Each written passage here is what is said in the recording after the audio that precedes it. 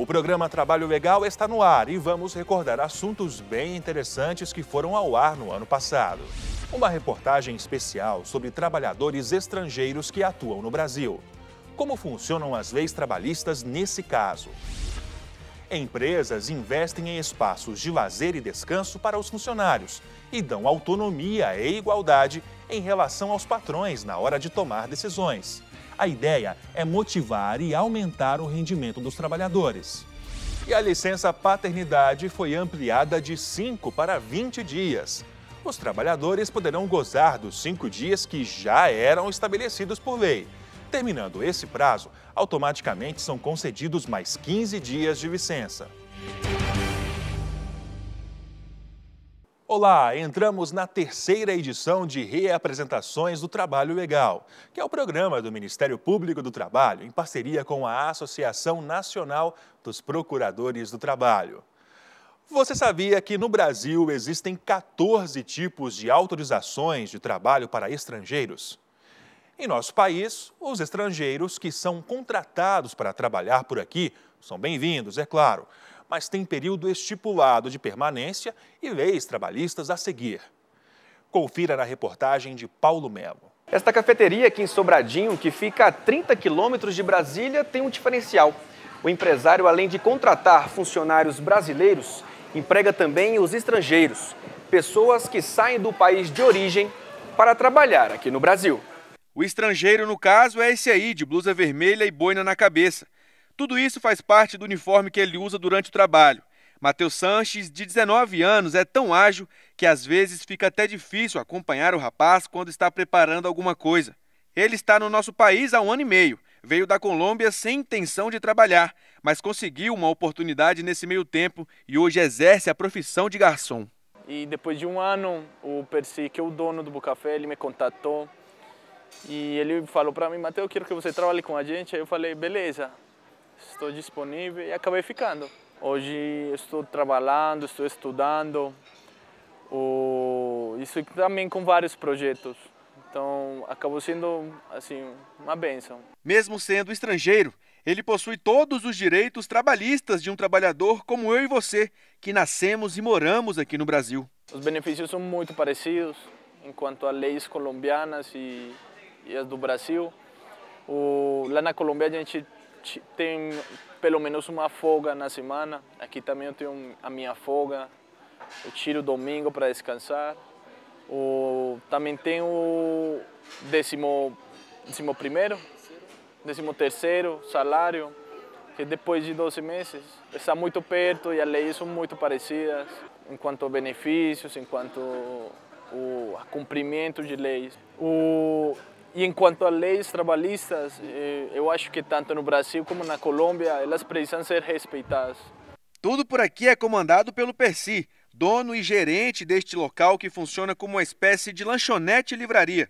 Tudo no mesmo ambiente. O chefe conta que gosta do trabalho dos estrangeiros e que inclusive já contratou outras pessoas que não são do Brasil. Nós já tivemos uma funcionária, a Maria.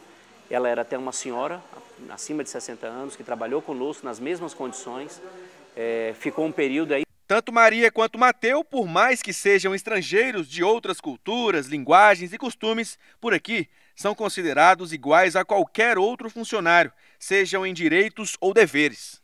Os mesmos direitos que os funcionários brasileiros têm, a gente aplica também aos funcionários estrangeiros. Salário, pagamento de horas extras, descansos semanais, descanso ao longo do dia, todos os direitos trabalhistas que qualquer funcionário, qualquer empregado no Brasil tem, para nós temos agido dessa maneira também, eles passam a ter. A gente tem um sindicato que regulamenta as ações na nossa categoria. Então a gente faz a contratação, o escritório de contabilidade faz todo o registro junto aos órgãos, trabalhistas, e ele começa a trabalhar. Mas espera aí, mesmo fazendo tudo certinho para os funcionários, o empresário ainda tem algo a dizer. Mas eu te afirmo que em alguns aspectos a gente ainda tem algumas dúvidas, Fique tranquilo, nós vamos tirar as suas dúvidas. Nós precisamos informar algum órgão da chegada desse estrangeiro? Sim. É preciso informar o Ministério do Trabalho e do Emprego, porque ele precisa de uma autorização para trabalhar. Neste caso, o departamento que será incumbido dessa responsabilidade é a Coordenação Geral de Imigração. O segundo passo seria o Ministério das Relações Exteriores, para ser emitido o visto de trabalho. Pode ser permanente ou visto temporário. De acordo com o Estatuto do Estrangeiro, em seu artigo 25, inciso 5, o visto temporário tem o prazo de até 2 anos. Já o visto permanente, ele não pode ultrapassar os 5 anos.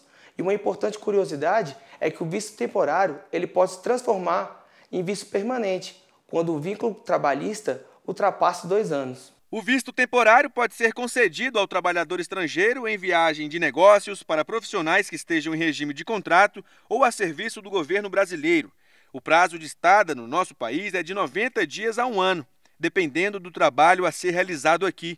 Já no caso do correspondente de jornal, a duração da missão, do contrato ou da prestação de serviço deve ser comprovada perante a autoridade consular, observado o disposto na legislação trabalhista. Já o visto permanente pode ser concedido ao estrangeiro que pretenda se fixar definitivamente no Brasil.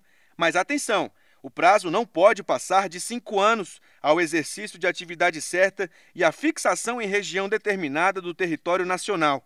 O Ministério das Relações Exteriores definirá os casos de concessão, prorrogação ou dispensa dos vistos diplomáticos oficiais e de cortesia.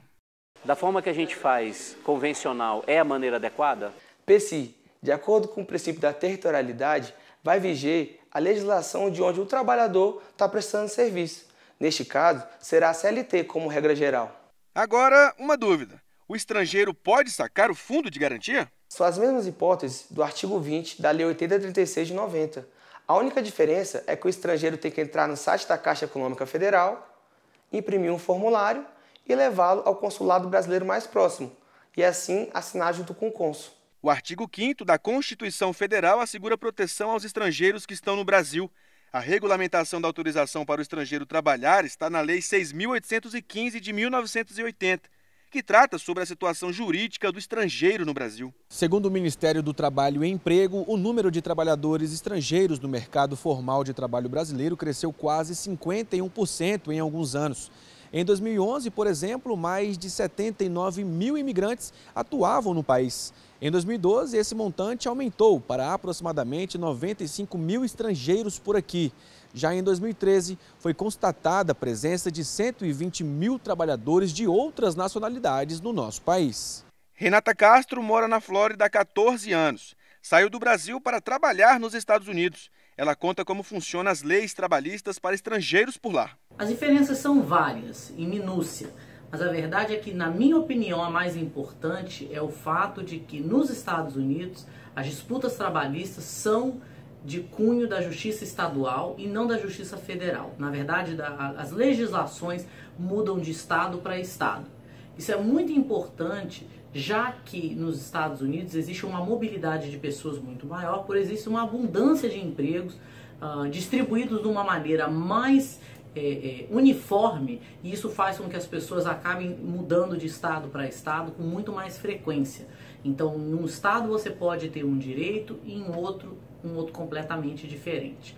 Mas, na minha opinião, essa é a diferença mais importante quando se trata de legislação trabalhista entre Brasil e Estados Unidos. E explica mais. Se você foi contratado no Brasil para exercer uma posição nos Estados Unidos e você tinha um vínculo empregatício com a empresa no Brasil, é possível que você tenha direitos trabalhistas que são inerentes a trabalhadores do Brasil. No entanto, se você mora nos Estados Unidos, já tem um status imigratório que permite que você trabalhe e que você esteja engajado em uma posição de trabalho, ou você esteja ocupando um cargo nos Estados Unidos, você vai se enquadrar na lei trabalhista americana. É importante enfatizar que esse enquadramento em lei trabalhista ele é independente do status imigratório, ou seja, mesmo as pessoas que trabalham de maneira irregular têm direitos trabalhistas nos Estados Unidos. São pessoas que desejam trabalhar, elas estão, de certa forma, em outro país, em outra nacionalidade. No caso do Mateus, ele não tem ninguém aqui, então, na verdade, a gente não tem ele só como um funcionário, a gente passa a ter como um membro da família. Eu tenho ele como filho, essa juventude, né, essa vontade de aprender, essa vontade de avançar, ela também coopera muito com a gente. Nós, na nossa cultura brasileira, a gente tem muito isso de abraçar o estrangeiro. Então, só de ser uma pessoa de fora, a gente já se sente mais aberto a conversar ou a puxar um assunto com a pessoa. Por exemplo, com o Matheus a gente se tornou bem amigo. Quando ele chegou, eu percebi o sotaque, perguntei de onde ele era e a gente já começou a conversar. Empregador, fique atento. O MPT está de olho em tudo o que acontece em relação aos empregados, seja ele brasileiro ou de outras nacionalidades. Depois do intervalo, controle de ponto, um dos meios de prova aptos a comprovar a jornada de trabalho. Não saia daí, voltamos já.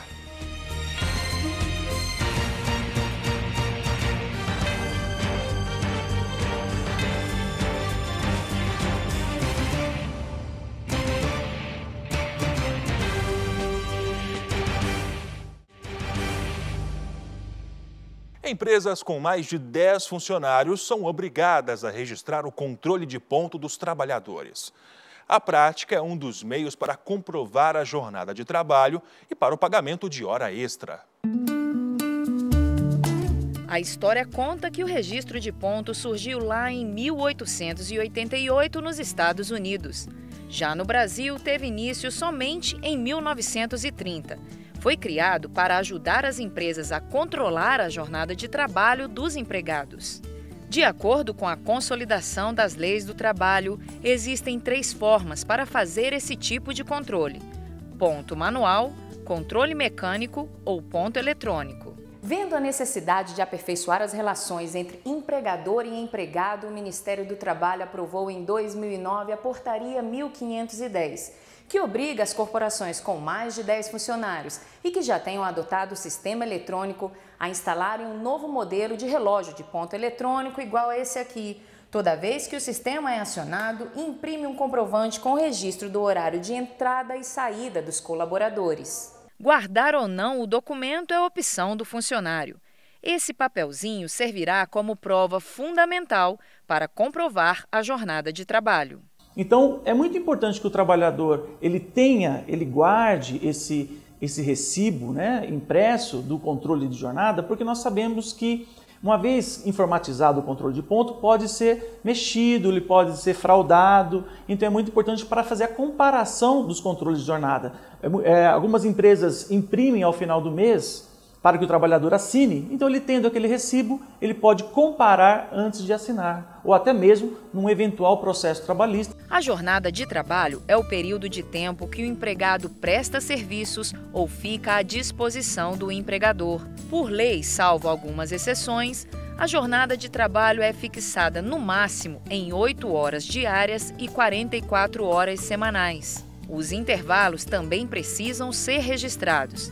Na jornada de 8 horas diárias, o intervalo é de 1 a 2 horas diárias e na jornada de 6 horas é de 15 minutos. O registro das horas trabalhadas sempre devem ser feitos de forma fiel. Muito importante que o trabalhador ele tenha consciência que o horário deve ser colocado exatamente aquele de entrada, saída para o almoço, o retorno do almoço e a saída. Quando eu falo exatamente, são os horários quebrados. Não se deve arredondar, né? Então, 7h58, saiu às 11h57. Isso é muito importante, porque a reunião desses minutos, você pode ter um benefício de até 10 minutos na soma desses minutos. Então, você pode ter uns 5 minutos de atraso, por exemplo, ou de adianto, não tem problema, desde que não ultrapasse 10 minutos diários. Existem funcionários que não precisam registrar os horários de trabalho. Existem certos trabalhadores, conforme o artigo 62 da CLT, que não estão sujeitos ao controle de jornada. São os chamados trabalhadores externos, porque não há como fiscalizar essa jornada. Então, aqueles que trabalham fora do âmbito da empresa, esses trabalhadores externos não estão sujeitos ao controle de jornada, e os que exercem cargos de confiança, diretores, chefes, gerentes, esses que exercem cargos de confiança também não estão sujeitos ao controle de jornada.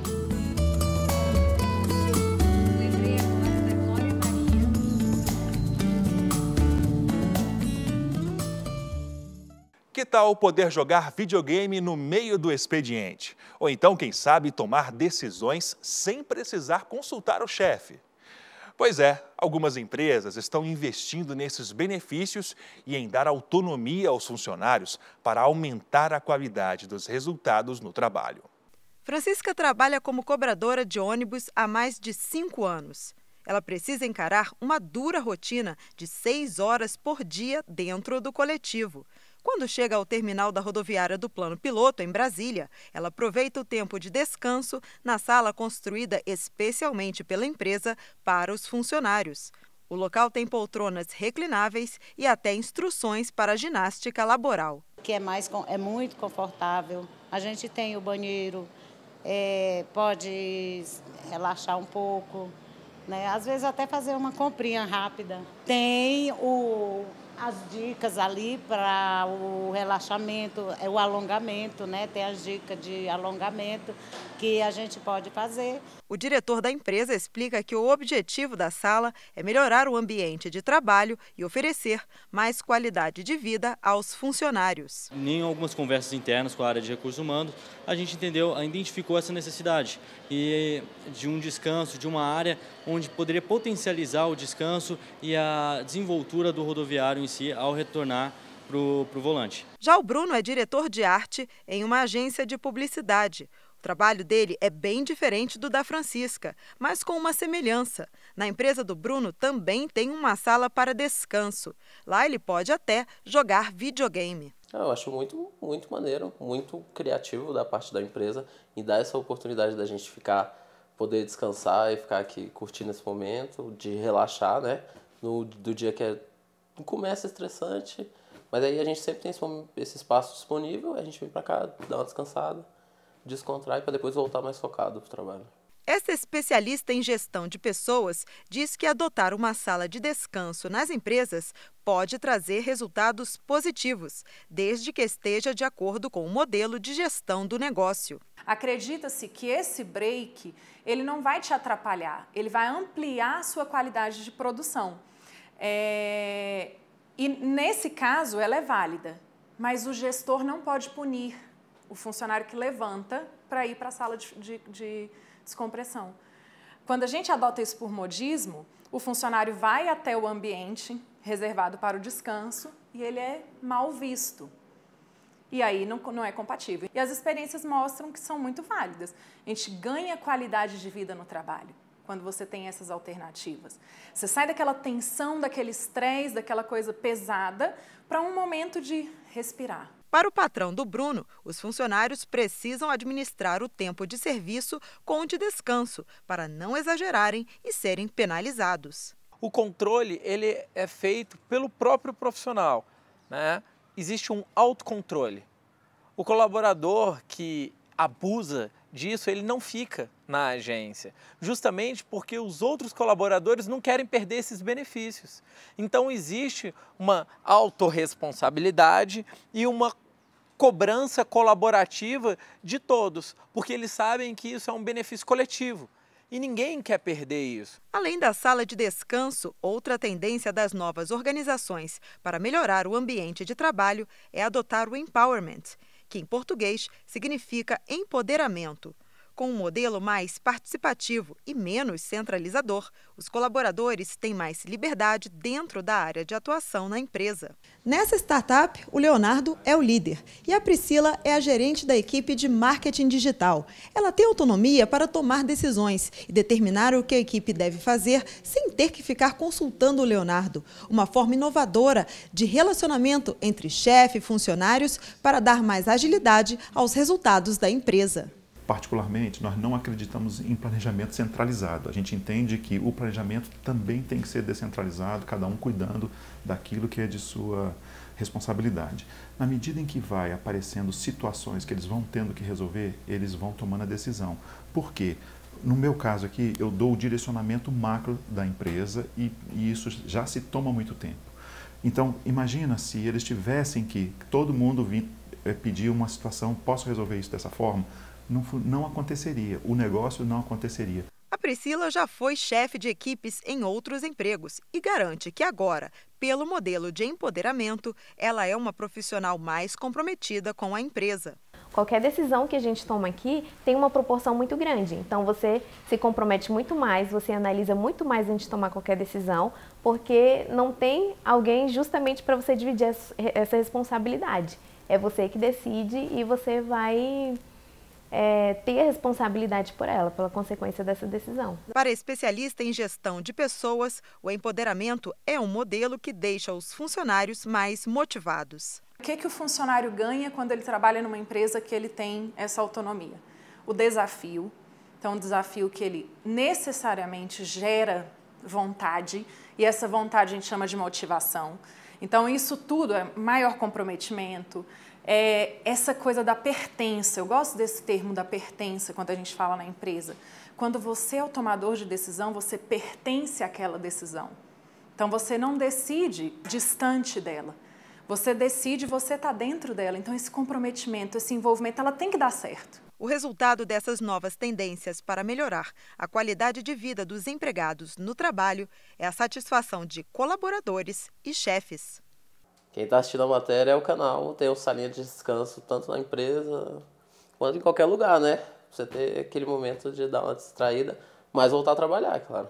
A partir do momento que você demonstra uma preocupação com esse colaborador e você disponibiliza outros benefícios, com certeza você tem uma produtividade maior e esse colaborador ele consegue enxergar isso de uma maneira com que ele vê que ele faz parte do processo. Eu me sinto mais dona da empresa, mais participante, porque eu tenho essa atuação, eu tenho essa responsabilidade tanto quanto o dono. E até em algumas partes, em alguns segmentos, até mais do que ele. Tanto que eu nem preciso consultá-lo em relação a alguma tarefa que eu sei que eu tenho que fazer. E você vai ver a seguir. E a licença paternidade foi ampliada de 5 para 20 dias.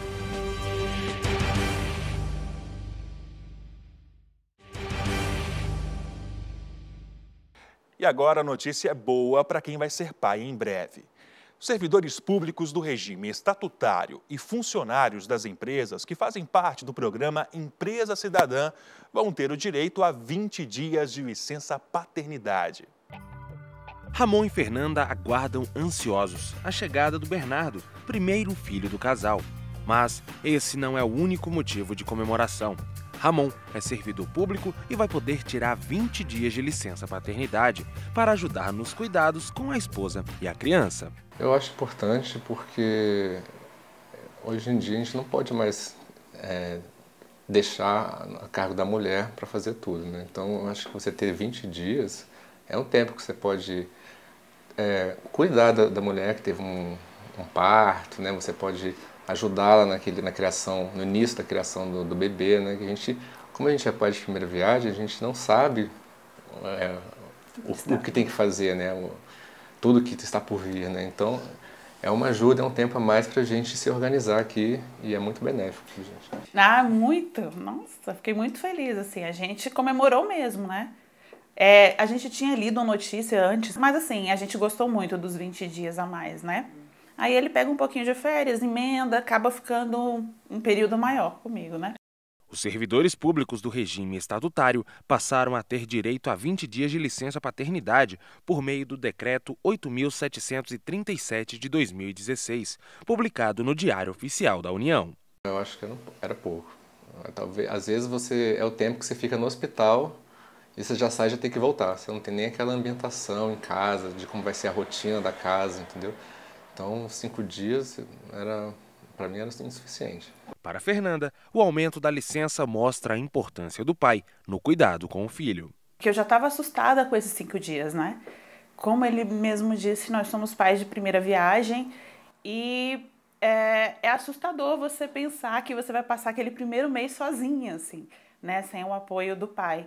Então, quando eu fiquei sabendo, a gente ficou muito feliz. Eu ainda acho pouco porque eu acho que às vezes a gente subestima muito essa figura do pai, né? E ele é tão importante quanto a mãe. Então, assim, mas não deixa de ser uma grande conquista, um grande avanço. Vai ser bem importante, até mesmo para ele, estabelecer esse primeiro vínculo com o filho, né? De afeto, de carinho. A gente dentro ainda da nossa sociedade patriarcal, a gente tem uma diferença, desigualdade de gênero, a gente ainda pensa na mulher como a que sustenta a família, que é responsável unicamente por cuidar de seus filhos, e isso se reflete na nossa legislação. É muito ainda há de se fazer. Isso é uma reafirmação de direito, é o início de uma discussão para que a igualdade ela seja estabelecida, para que a gente consiga essa ampliação também da licença de paternidade. Para conseguir a licença, o servidor público precisa requerer o benefício no prazo de 2 dias úteis após o nascimento do bebê. As mudanças também valem para quem obtiver guarda judicial ou adotar uma criança com até 12 anos incompletos. Durante esse período, o pai não poderá exercer qualquer atividade remunerada. Em março de 2016, também entrou em vigor a lei que aumenta de 5 para 20 dias a licença paternidade para os funcionários de empresas que aderirem ao programa Empresa Cidadã. Na verdade, isso é uma reafirmação, né, de que o cuidado com os filhos ele tem que ser feito não só pela mãe, mas também pelos pais, e por isso essa ampliação. E o que a gente pretende, né, e o que as pessoas lutam quando a gente fala principalmente em igualdade de gênero, é que se estenda ainda mais esse tempo e que não só se vincule ao programa Empresa Cidadã. Muitas vezes as empresas não vão aderir, embora o fato de aderir ao programa Empresa Cidadã faz com que a empresa possa deduzir do imposto de renda, mas é importante que isso se consolide, se discuta dentro da sociedade e se amplie para todos os tipos de relações de trabalho, todas as situações dentro das empresas. O André trabalha em uma empresa cidadã e vai poder acompanhar de perto os 20 primeiros dias da filha, que nasce neste semestre. Já melhorou, né? Já melhorou, já é uma grande conquista, mas eu acredito que se pudesse melhorar mais ainda seria interessante, porque os primeiros dias de vida de um bebê são muito importantes e geram trabalho, a gente sabe disso. E a mãe muitas vezes ainda está debilitada por conta do parto, então o apoio do pai é muito importante nesse sentido. Sofia Vilela espera que os direitos dos pais só aumentem daqui para frente. Se a gente pensa que o objetivo é a proteção das crianças, isso deve vingar não só em relação às empresas que vão aderir ao programa de Empresa Cidadã, mas a gente espera que a legislação seja alterada, a própria CLT seja também alterada, para que se amplie o prazo, para que os pais, os homens, também sejam responsáveis por seus filhos num período muito maior e assim auxilie na construção da sua família. Agora, com os direitos assegurados, Ramon espera aproveitar ao máximo a chegada do filho. Eu espero curtir bastante, né? Eu acho que é um momento assim especial, né? Então, ter 20 dias com ele ali, para mim vai ser perfeito.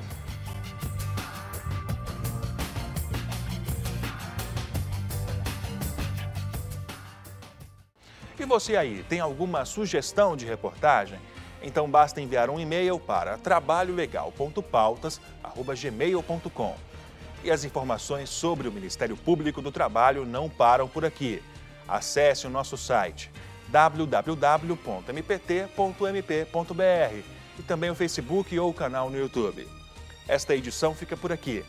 Até a semana que vem.